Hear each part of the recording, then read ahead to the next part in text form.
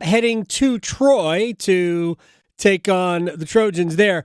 Before we welcome in our guest, shouts to all of our friends up on the hill, up on the mountain at the Rock, those friends at App. And if you're listening in Asheville, ESPN Asheville, shouts to all of you. Appreciate Brian Hall keeping us on the air there. All right, Kirk Morrison is the analyst who will be on the game. 8-year NFL veteran linebacker with the Raiders and Jaguars and Bills, and now a college football analyst at ESPN. I know App didn't win their division, but what impressed you about going to JMU and knocking off the Dukes?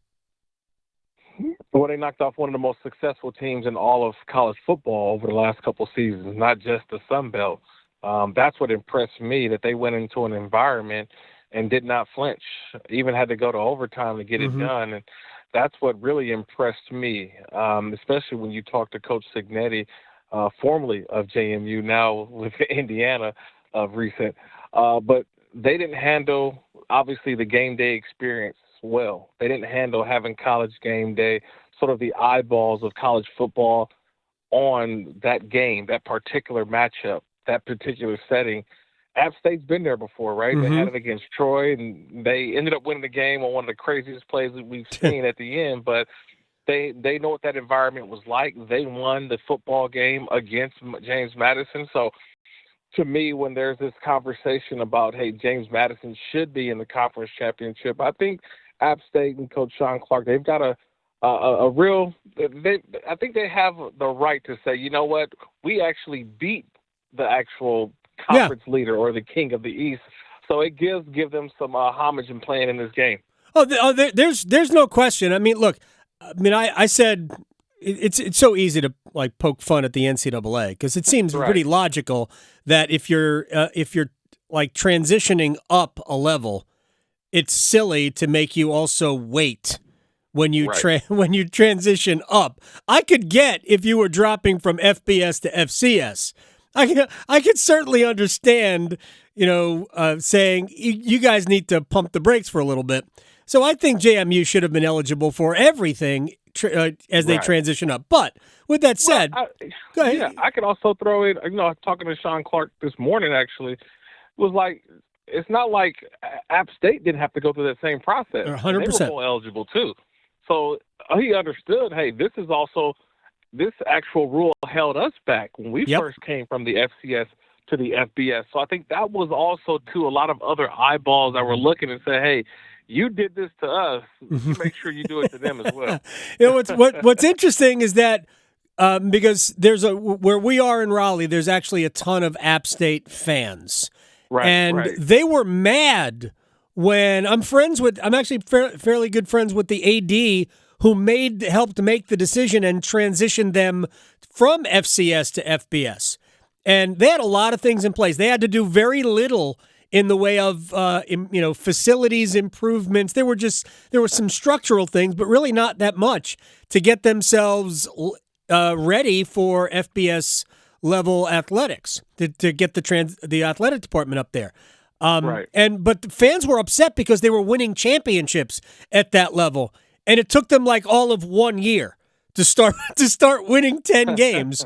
So I guess my roundabout question is to you, Kirk Morrison of ESPN, about culture and how would you describe the culture of App State football?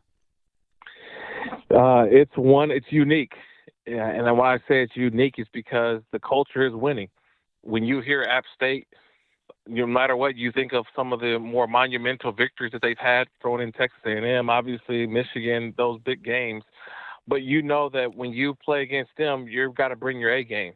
This is not a game in which you can kind of mess around and hope to get it to the fourth quarter. No, you're going to play a 60-minute football game and then some, right? They'll take you to overtime. And so that's the culture that they have had for a very long time. And then now I look at, just the way that the Sun Belt Conference has been, you still got to deal with App State. Now, there have been the Louisiana has come up and Coastal Carolina of recent, James Madison over the last couple of years. But the one team that ain't going nowhere that's been there is App State. They've won this conference what is it now? What, 4 times or 6 times? I mean, how many conference championship games they've been in?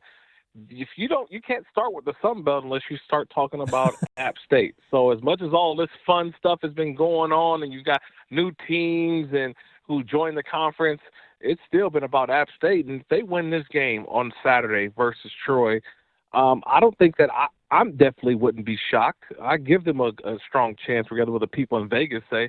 I give them a big shot at winning because of what we just talked about, the culture and the brand of App State.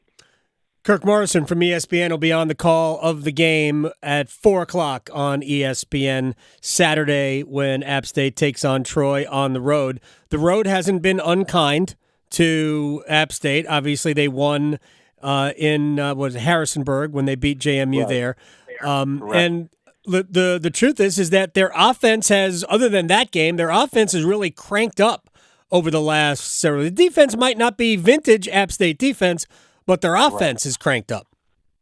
Yeah, their offense has been great. Remember, they've had, with Noel being banged up a little bit at running back, they've had to go to different guys, been running back by committee. And remember, Joey Aguilar just got there. It's like the quarterback has been there multiple years. He wasn't even the day one starter. Nope. Right? You go into week one, you're like, okay, we got a quarterback. He gets, injured, enter Aguilar, and that's what the process of this season has been. Is a quarterback who transferred from junior college from Northern California, comes all the way to Boone, North Carolina. So you already know the adjustment he had to make. But then he had to learn the system. He had to learn, just what he can be in this offense. And I think it took them for the latter part of the first half of the season. And now you're starting to see that consistent play. And this was a team that was tied up, I think, a half last week versus Georgia Southern, and then end up winning that game, by 30 points. Like, it's just, that's where this team is. They are explosive. They are one of the best when you look at the conference in terms of scoring. But you can't talk enough about Joey Aguilar. Like, I've been really impressed, and I've watched him throughout the season. And if I told you that you had Bo Nix and Jaden Daniels and then, Joey Aguilar in terms of touchdowns thrown this year in college football, you would blink your eye. You would be shocked, but that is the case. He's the third leading thrower of touchdowns this season in college football. That's how well he's played. I think the offense is reflecting that over the last couple of weeks. Yeah, over 3,000 yards passing, 33 touchdowns, 9 interceptions. Not going to make a lot of Heisman lists, obviously.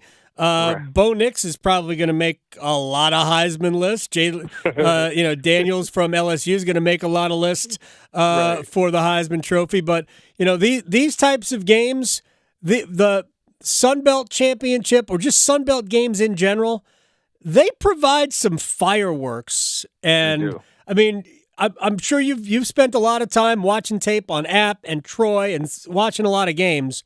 I mean, what kind of game are you anticipating here?